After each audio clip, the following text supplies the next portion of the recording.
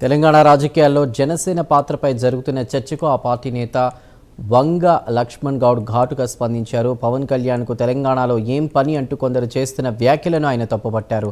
ఖద్దరు చొక్కాలు వేసుకున్న వారే రాజకీయాలు చేయాలా అని ప్రశ్నించిన లక్ష్మణ్ గౌడ్ రబ్బరు చెప్పులు వేసుకున్న జన సైనికులే రాబోయే రోజుల్లో తెలంగాణ రాజకీయాలను శాసిస్తారని వ్యాఖ్యానించారు.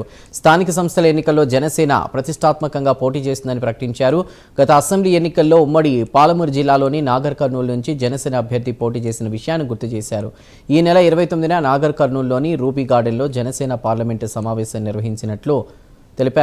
నిర్వహించబోతున్నారు. ఈ సమావేశం తర్వాత తెలంగాణలో జనసేన దూకుడు మరోలా ఉంటుందని కూడా వంగ లక్ష్మణ్ గౌడ్ పేర్కొన్నారు.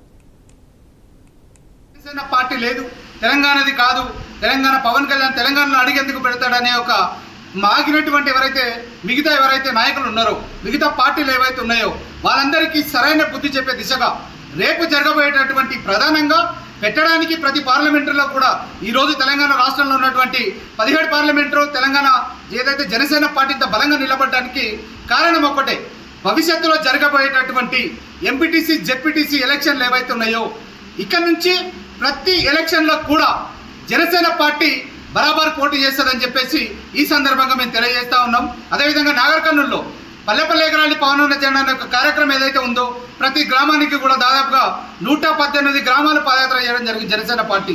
మీ అందరికీ తెలుసా అంటే ఇందాక పెద్దలు అన్నట్టు కత్తెర చొక్కేసుకున్న వాడి చేత రాజకీయాన్ని శాసిస్తానంటే బరాబర్ జనసేన పార్టీ రబ్బర్ చెప్పులు వేసుకున్న వాడి చేత తిరిగి అదే రాజకీయాన్ని శాసిస్తుందని చెప్పి ఈ సందర్భంగా కూడా మేము చెప్పదలుచుకున్నాం.